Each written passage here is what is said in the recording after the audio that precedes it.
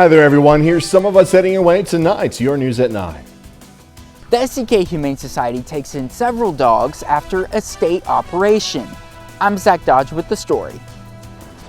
Top Biden cabinet members giving an update on the Colonial Pipeline hack. I'm Lauren Blanchard in Washington. What we know about the impact it's having on drivers and their wallets. Doug Hetty is weather. Jacob Leonard has sports. This is KOAM News at 9 on Fox 14. The 4 states' most watched news starts now. Thank you for joining us tonight. I'm Jordan Aubie. A chase in Newton County, Missouri today leads to gunshots and puts a suspect in the hospital. Newton County deputies armed with warrants tried to contact a burglary suspect. They say the 26-year-old man pointed a weapon at officers, then drove off. Officers chased him into McDonald County, where the highway patrol used spike strips to flatten his tires. They say he drove into a field near highways C and CC, then got out, shot at deputies. They say deputies returned, injuring the suspect. At last report, the suspect was at a Joplin hospital. The Ottawa County Sheriff's Office says a fire in a holding cell at the jail last night was intentionally set, and the inmate who allegedly did it is already accused of leading a small riot a couple of weeks ago. Police say that inmate is Tristan Tiffany. Investigators determined the fire was intentionally set due to the fact that there are no wires or any voltage near the area where the fire happened. Sheriff's Office says Tiffany is going to be charged with first-degree arson, destruction of property, endangering the lives of first responders. He's already facing charges of rioting and malicious injury following the disturbance in the jail back in April. The SEK Humane Society takes in several dogs after they were removed from a local home. And a local dog kennel refutes findings in the U.S. Humane Society's what's being called Horrible 100 report. KOAM's Zach Dodge has this story. The Animal Facilities Inspection Program of the Kansas Department of Agriculture notified some unlicensed individuals that due to the number of dogs they had in their facility, they were not operating legally. The Department of Ag says it was a residence with more than 20 dogs, the max you can have without being licensed. So after a court order, 9 were taken, and now they're at the SEK Humane Society, where Jasmine Kyle says there's signs the females were used as breeders and their road to recovery has just begun. These dogs have not been handled. They are extremely terrified of humans. It is very hard to even hold the dogs, handle the dogs, so that is where us as Humane Society workers come in. She says it's a situation that happens more than it should and can be seen even at licensed facilities. The Humane Society of the U.S. put out their Horrible 100 report, highlighting what they say are 100 problem puppy sellers. 7 were listed in Kansas. These are just the identified cases. So always keep your eyes and ears open. You know, if you see a barnyard outlet and you see dogs in cages and units, that's a big red flag. One listed is Whispering Oaks Kennel in Coffeyville, where the Humane Society says they photographed dogs in crowded cages and outdoor enclosures that weren't structurally sound, creating a concern during inclement weather. But the owner refutes that. Owner Christy Hilliard tells us her cages outside are anchored, her dogs have 34 acres to run and play on, and aren't crowded when they are inside. She follows all the laws and regulations and works hard to make sure her dogs are happy and healthy. She also mentioned that the USDA just inspected her facility and that no issues were found, something the Humane Society report backs up. She tells us that she knows there are bad breeders out there, but she isn't one of them. In Crawford County, Zach Dodge, KOAM News. Kansas Department of Ag says it will continue to monitor the residence where the dogs were taken. And we did reach out to the Humane Society of the U.S. after hearing from the owner of Whispering Oaks Kennel, but have not heard back from them as of yet. Another cool day today. Meteorologist Doug Hetty joining us now with the first look at the forecast, Doug. Yeah, definitely chilly out there after we had a pretty nice weekend. And of course, yesterday dropped off. And then today also kind of chilly. 43, 59 were the numbers. Average high 75, so well shy of that mark. We have had the clouds.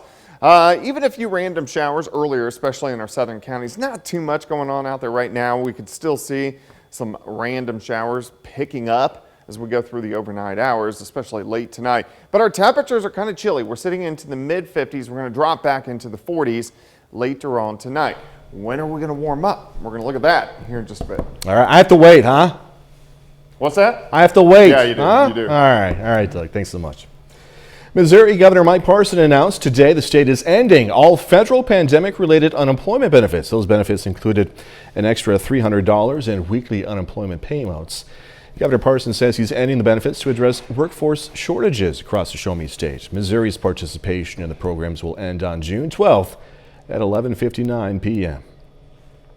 Gas shortages are already leaving some drivers with an empty tank after a ransomware attack on a major pipeline. Now, federal regulators are working to ease shortages on the East Coast and asking people not to hoard gasoline.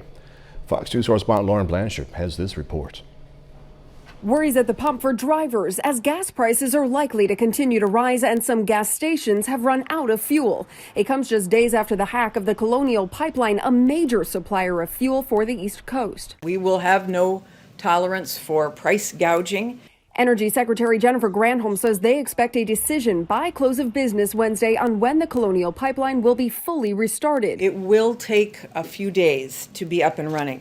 Secretary Granholm says the Southeast will feel the effects the most, including North Carolina, South Carolina, Tennessee, Georgia, and Southern Virginia. It's not that we have a gasoline shortage, it's that we have this supply crunch and that things will be back to normal soon and that we're asking people not to hoard. A ransomware attack is not a new concept. The Homeland Security Secretary says these types of hacks have been rapidly increasing. We are in the lead in the public-private partnership in an all-of-government effort to raise the cyber hygiene of private industry. A point echoed on Capitol Hill as lawmakers heard from cybersecurity officials. Cyber attacks on our nation's infrastructure are growing more sophisticated, frequent, and aggressive. Senators focused on what the hack means for constituents, wallets, and the nation's infrastructure. This is potentially the most substantial and damaging attack on U.S. critical infrastructure ever. Secretary Granholm says it will take several days for things to return to normal once Colonial Pipe fully restarts their systems.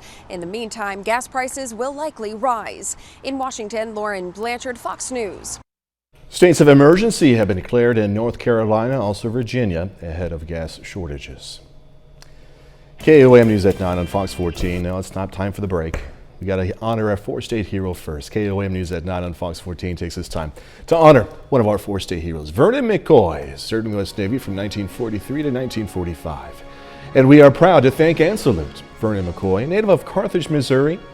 He's tonight's four-state hero. Doug Hattie's up next with a complete look at the forecast. And a bit later, it's senior night for Joplin High School baseball. Gonna have highlights in sports. Fox.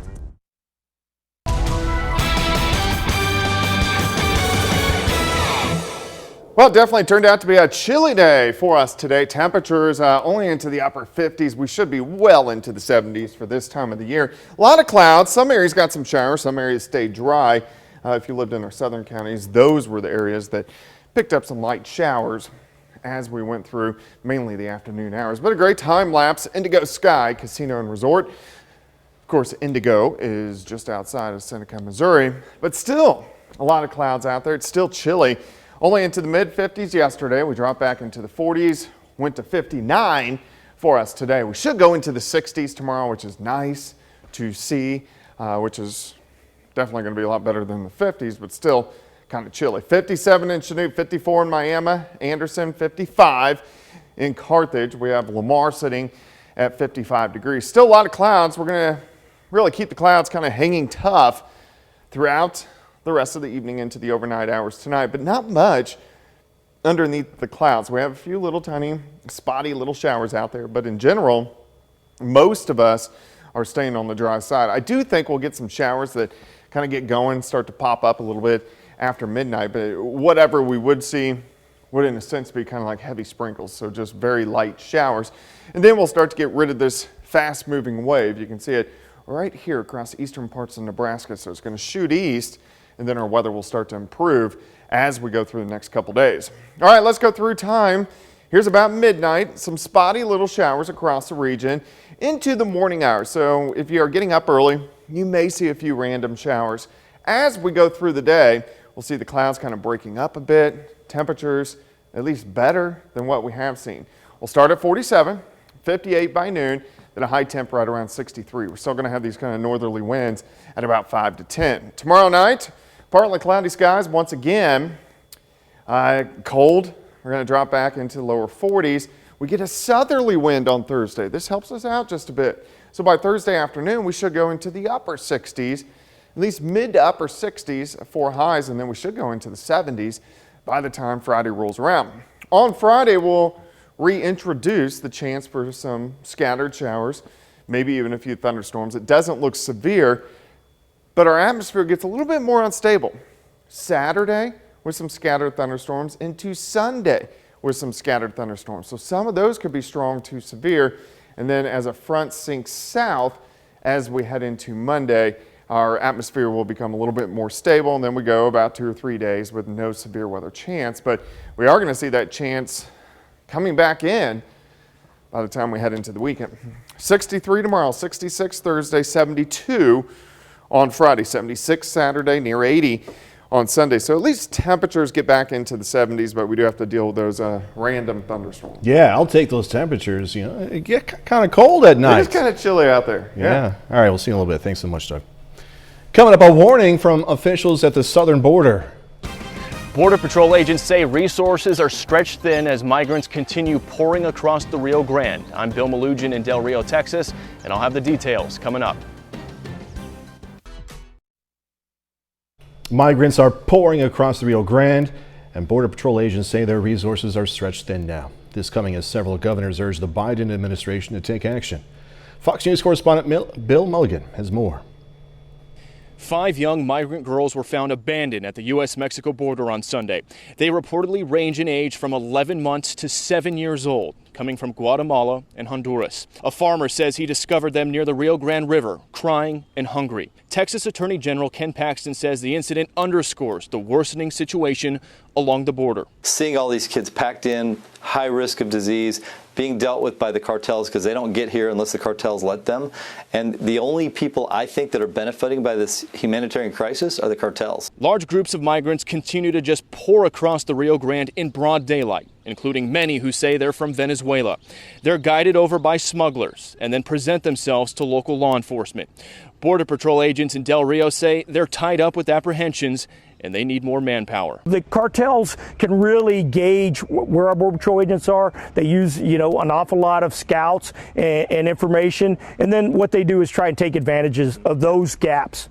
On Tuesday, 20 governors wrote a letter to President Biden and Vice President Kamala Harris, calling on them both to take immediate action along the southern border, writing in part, quote, "At a time when our country is trying to recover from a once-in-a-generation pandemic, the last thing we need is a self-created crisis that exploits families, undermines public safety, and threatens our national security." The vice president is expected to visit the border next month with stops in Guatemala and Mexico. In Del Rio, Texas, Bill Malugin, Fox News. Coming up, the latest vaccination push. President Biden meets with several governors to discuss ways to get more Americans vaccinated. I'm Mal Rivera in Washington with more on that and the latest on Dr. Fauci's testimony before lawmakers. Mercy Hospital in Joplin is offering 24/7 virtual care to patients battling COVID-19. That care includes daily texts, video consults, and phone calls to deliver medical and treatment advice. Hospital officials say it's provided a safety net for patients and kept some of the bad things out of the hospital when the numbers have been spiking. As a clinician, it really does alleviate stress from the clinical setting, that the patients are being very well watched out for, and that there are cues to know, hey, we need to seek a higher level of care. Being the hospital setting, this is not something that we can manage on an outpatient basis. So it does alleviate stress. Since November, the program has tracked more than 21,000 people dealing with COVID-19. President Biden meeting with a bipartisan group of 6 governors today in order to come up with more ways to get people vaccinated. Fox News correspondent Madeline Rivera is in D.C. with more on the steps they're taking as the Biden administration tries to meet an ambitious goal by the 4th of July. How do you encourage someone to get the COVID-19 vaccine? That's the question President Biden is hoping to address. We know we want to get something done. On Tuesday, the president spoke with a bipartisan group of governors from Massachusetts, Utah, Ohio, New Mexico, Maine, and Minnesota in a virtual meeting where no reporters were allowed. They talked about increasing access. The president announced free Lyft and Uber rides to vaccination sites ahead of the event. And they also say incentives go a long way. We're offering a voucher from our Fish and Wildlife Department and our Parks and Conservation folks, and from retailers like LL Bean. A Kaiser Family Foundation analysis released last week shows vaccine supply is starting to outstrip demand in most states, a potential roadblock for the Biden administration as it aims to vaccinate 70% of adults with at least one shot by July 4th. Despite the hesitancy, the White House is already expanding its goal, getting ready to ship more doses of the Pfizer vaccine for adolescents after the FDA authorized it for emergency use for those ages 12 to 15. We think by the time we get to the end of this year that we will have enough information to vaccinate children of any age. But critics say there have to be more reasons to get the shot, like reopening all schools. The CDC has been criticized for continuously changing their guidance, to which they say, we are changing our guidance as the science evolves and as the science emerges, and we have to remain humble to that science. According to the Associated Press NORC Center, just 11% of people who remain unvaccinated say they definitely will get vaccinated, while 34% say they definitely will not. In Washington, Mal Rivera, Fox News. Coming up, some astronomers are pushing for a new telescope on the moon, which could tell us more about time before the first stars. Scientists want to use a radio telescope on the far side of the moon to unlock some of the mysteries of the universe. The telescope would have the capability to measure radio waves from the time before the first stars appeared. Astronomers believe they're going to be able to listen back as far as a few 100 million years after the Big Bang. The plan for the Lunar Crater Radio Telescope is in early proposal stages, though still years away. I'm assuming that's human years away, not light years or dog years for that matter. Human years away. 30 more minutes, news, weather, and sports coming your way. The FDA has given emergency authorization to Pfizer's COVID-19 vaccine for children ages 12 to 15. I'm Chris Warner with how one local health official feels and what he hopes will happen. Plus a donation to help a local organization give peace to people nearing the end of life. This is the Fox. FDA has given emergency authorization to Pfizer's COVID-19 vaccine for kids ages 12 to 15. And now local schools and health departments are waiting on guidance to determine how to get those kids vaccinated. KOM's Chris Warner spoke with the Newton County Health Department, also the Neosho School District, about what's next. Newton County Health Department Administrator Larry Bergner is excited about the new age group being opened up to vaccines. However, he knows there may be some hesitancy, as many have heard the virus doesn't impact children nearly as severely as adults. Those younger age groups, while they may not become sick or they may not be as affected, they can still carry the virus and therefore can pass that on to an age group that is have more detrimental effects of the COVID virus. With the news of the authorization just out Monday, Bergner says there are still a number of unknowns when it comes to the best ways to get kids vaccinated quickly. Right, as we get more information and guidelines, we certainly will share that with our school districts and those personnel and the parents in the community. But certainly we want to get the word out that that vaccine now is available, and we want to start getting those folks vaccinated as quickly as we can. For Neosho School District Superintendent Dr. Jim Cummins, they're playing a similar waiting game with the state. Well, I'm sure DESE's going to come out with some ideas on how we can handle that for students. But Cummins says the district is prepared to offer whatever support they can. If we can offer a site where they can come and do vaccinations with proper parent permission and those type of things, we're all for it. Whatever we can do to help move us past the current pandemic that we are in. In Neosho, Chris Warner, KOAM News. Cummins says the district recently had a mass vaccination clinic at their junior high for teachers and staff and are open to offering similar clinics at the appropriate schools for students. City of Joplin announces the retirement of its fire chief. An awesome fire chief, Jim Ferguson, has been with the department for 20 years. He was promoted to captain in 2006, promoted to chief in 2015. City says Ferguson and city manager Nick Edwards will work on transition plans and name an interim chief in the upcoming weeks. Congratulations, sir. Joplin City and education officials met tonight in a work session to discuss Project Launchpad. The project is designed to help entrepreneurs, especially students, launch their businesses in Joplin, help boost the city's economy, create jobs also. Part of the project is the MOSO CAPS program, which tries to show students that there are ample business opportunities in Joplin. I think MOSO CAPS is a critical piece of the Launchpad project.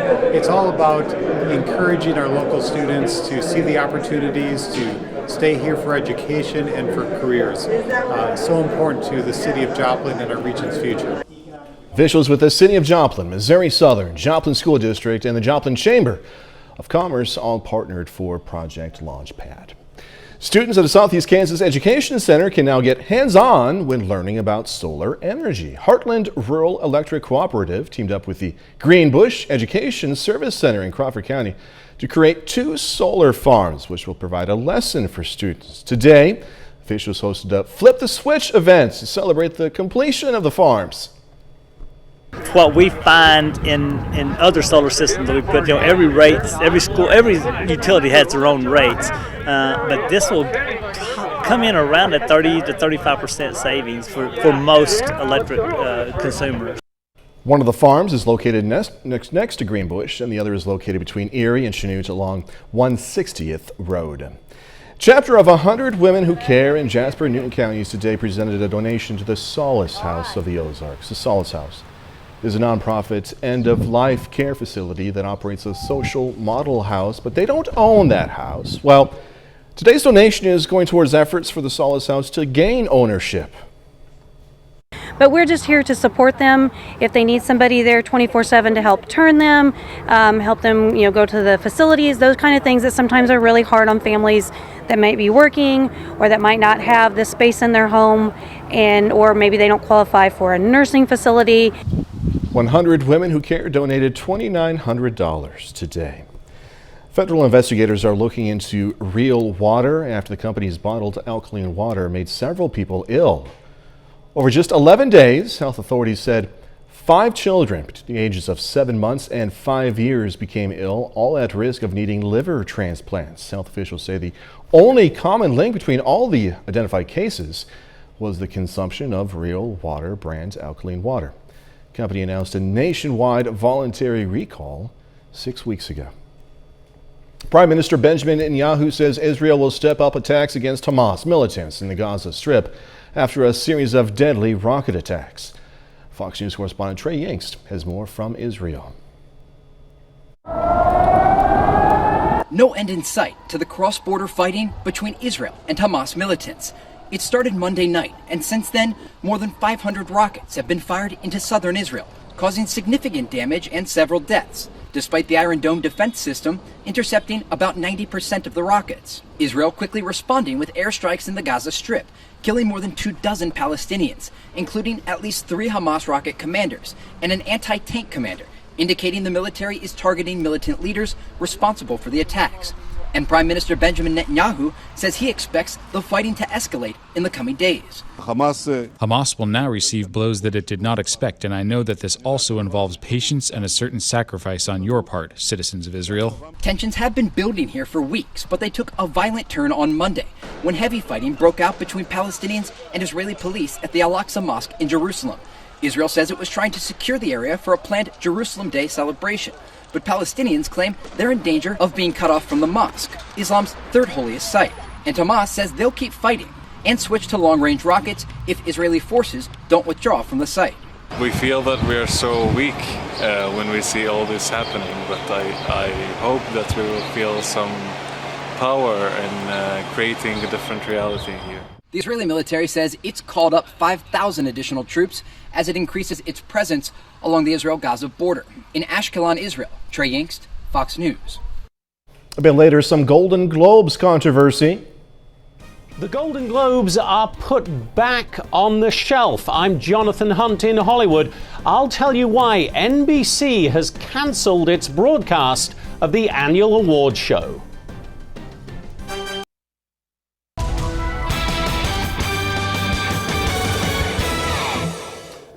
Well, it definitely turned out to be a chilly day for us today. Really, the past couple days have been pretty cold across the region. We should be topping out well into the 70s, pushing 80, but not the past couple days after we actually had a pretty good weekend. Nice time lapse, Indigo Sky Casino and Resort, of course. Indigo is just outside of Seneca, Missouri, but you can see we had those clouds all day long. Even had some random little light showers, especially in our southern counties, but it's been chilly, only mid-50s yesterday. We dropped back into the 40s. We went upper 50s today, 59 for an afternoon high. It's still chilly. It's 57 in Chanute, 54 in Miami, 54 at Grand Lake. Anderson is sitting at 53 and then 54 in Nevada, but I think most of us will drop back upper 40s once we head into next week, or later on tonight, actually, not next week. All right, clouds across the region. We've had the clouds all day long. Had some showers skirt across our southern counties, especially along and south of Interstate 44. Underneath the clouds right now, there's not a whole bunch going on, but I do think we'll start to get some light scattered showers in here again, especially after midnight for us tonight. And there's still a few pockets of very light sprinkles or light showers just to the north of the region. But we are going to see that tonight, but that's it. And then we'll get rid of the system. You can see a little tiny wave. Eastern parts of Nebraska will shoot off toward the east and head away from us as we head into tomorrow. Let's go through tonight. Here's midnight. We'll have a few random showers after midnight into the morning hours, and then these should dissipate as we go into the afternoon. We'll see partly sunny skies, and we'll warm up a little bit more than what we have seen over the past couple days. We'll start at 47, 58 by noon, high temp right around 63 as we go into the afternoon hours. All right, tomorrow night, still kind of chilly. We drop back lower 40s, 4 overnight lows. We'll have a few clouds out there, and then on Thursday, we start to get this southerly wind back, and this helps our temps go mid to upper 60s for highs. Should go into lower 70s by Friday. We are going to start to get chances for a few showers on Friday, maybe even a few thunderstorms. These don't look severe. Saturday, scattered showers and thunderstorms during the afternoon. Some of these could be a little bit stronger. Same thing on Sunday, and then by Monday, our front sinks through, so any severe threat would mainly stay south of the region. But if we look at our severe threats over the upcoming weeks, so we are right here. I don't see any severe threat until Saturday into Sunday, a low threat. Next week, we get a couple days off. Then it starts to rise again next Wednesday, Thursday, Friday. And then here's the anniversary date, 22nd. We're going to keep it okay right now, but the 23rd, 24th, and 25th. So it does pick up a bit as we go into next week. We've already had 5 severe weather events, but we haven't had a big one. So it feels like it's been pretty calm so far, but as we know, it just takes one big event to make it feel like it was a really bad severe weather season. And we don't want one event. We don't want one. I almost felt like fall when you went outside during the nighttime. It's too cold. It is, but it's looking up, as you just pointed out. Doug Heddy, thank you so much. Coming up in sports, the Missouri Southern softball team is in the Final Four of the MIAA Conference Tournament. Going to hear from the Lions. Plus, the Southeast Lancers trying to push their winning streak to 8 games against Columbus. Jacob Leonard has that and more next. Charlie, Fox 14.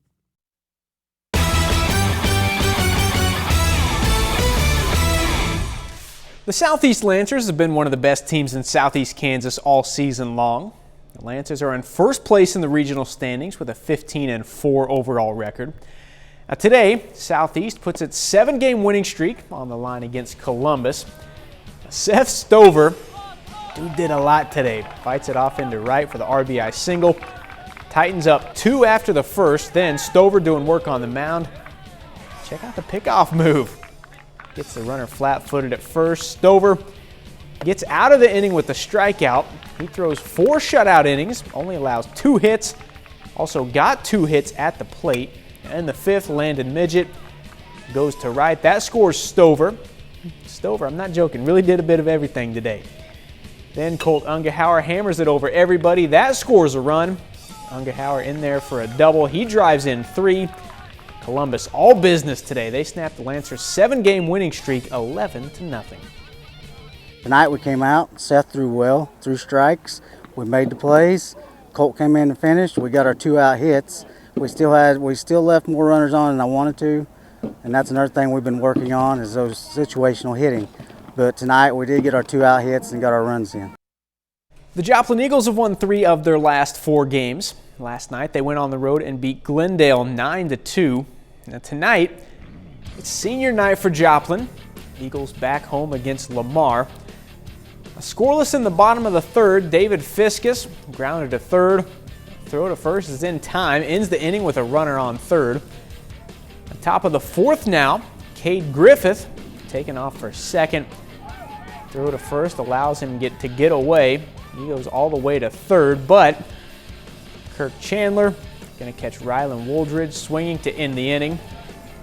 Now still scoreless, bottom of the seventh. Brady Males bunts it towards first. You know I love a good bunt. He's in there for the single. Joplin going small ball to win it. Carson Wampler, another beautiful bunt. That loads the bases, and it sets up this. Fielding Campbell, chopper to third. Justin McReynolds beats the throw home, and that's it. Walk-off fielder's choice for Fielding Campbell. Eagles get the win on senior night, 1-0. Webb City baseball on the road this evening against Aurora. Cardinals win the top 5 showdown 6-1. Devin Weathers makes a little history today. Weathers gets his 51st hit of the season this evening, which is a new Webb City single-season record. The Missouri Southern Lions are in the Final Four of the MIAA Softball Conference Tournament. The Lions face Central Missouri on Thursday in Edmond, Oklahoma. Last weekend, Southern opened up the tournament with a 2-game sweep over Missouri Western. And with those 2 wins, the Lions have now won 10 straight games heading into the weekend. So they're playing well, they're playing loose, and right now, also playing with a little confidence. It feels great. I mean, it's always a great feeling to be winning, and we're in the perfect position to just go and win it all. So I'm just excited. I just feel like we go out on the field, we leave it all out there, we do our thing, and I feel like whenever we do that, we're unbeatable. Our theme for right now is calm and confident. When we get there, I don't know the last time Southern softball has been in this position, but we fully plan on enjoying it, being confident when we're there, and walking in like we own the place. Former Joplin High School running back Isaiah Davis has a chance to win a national title in his freshman season at South Dakota State. The Jackrabbits face Sam Houston State on Sunday in the FCS National Championship. Now, we caught up with Davis today to talk about getting his shot to be a national champ in his first year in the college game. It's amazing. It's probably one of the best experiences of my life, just to play college football and go to war every day with my boys. My goal was to play for a national championship, and that's how it played out. But I didn't know what to expect. You couldn't really ask anybody else what to expect because this year of COVID. And so I had a mindset to be the best I could this year. Davis was the Gatorade Missouri Player of the Year his senior season at Joplin High School. You can check out our full story with Davis on the sports page at KOAMNewsNow.com. And that's a look at sports. We're back with more news after this. Outrage over the lack of diversity in the organization behind the Golden Globe Awards is rippling through the industry, with some stars even returning their awards. Fox News correspondent Jonathan Hunt has the details.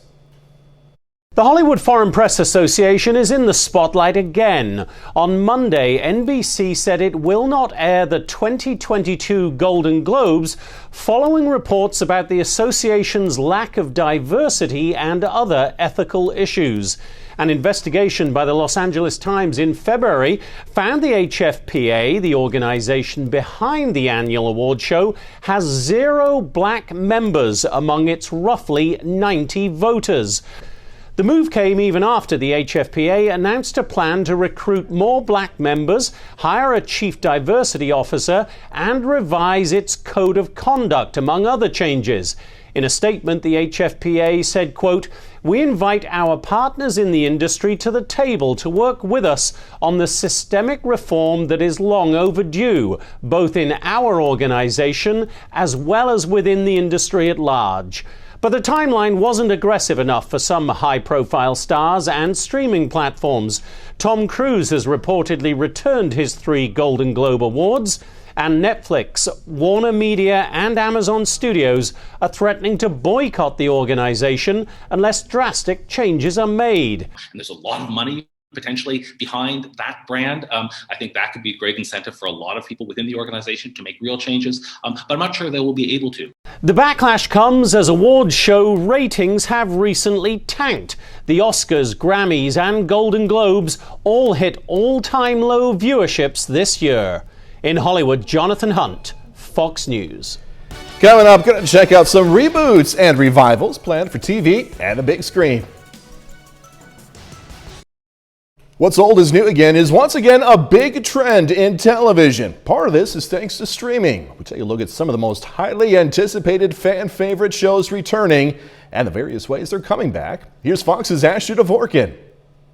I can't believe I was running around New York thinking I'm finally getting my happy ending. Reboots and revivals are again the trend on TV. Everything from Sex and the City and Gossip Girl to True Blood, Dexter, Ray Donovan, Frasier. This is something that I think we've seen a lot when it comes to TV. Nostalgia and is always king when it comes to entertainment, but it feels like we are in a kind of a new age of reboots, and a lot of that has to do with the streaming services. Frasier is heading to Paramount Plus. It is a case of the streaming service using the IP that it already has and finding a way to make it. It's called Unagi. HBO Max is reuniting Friends and bringing back Sex and the City with And Just Like That. One of the greatest cases of, was it the fan demand that is bringing back Sex and the City, or was it the idea that HBO Max really needed something to, spice up their channel? It is one of the most successful series for HBO with 6 seasons and 2 movies. After fan demand, Showtime's Dexter is being revived as a limited series. Ray Donovan gets a movie. Hulu has a How I Met Your Father sequel. The Fresh Prince will be a drama on Peacock called Bel Air. All because of this amazing concept trailer by this filmmaker, Morgan Cooper. Will Smith sees it. Everybody kind of realizes, hey, this is a great way to bring back this show that people loved, but to do it in a completely different way. These are just some of many making a comeback. And I really don't think that that's ever going to change. There's just too much money to be made on these reboots and revivals. In Hollywood, Ashley Dvorkin, Fox News. The 90s, man. We're going back to the 90s. That's our time for tonight. Thanks so much for joining us. Going to leave you with a video of a baby mountain bongo at a Polish zoo. Be safe. Do this all again tomorrow. See you then.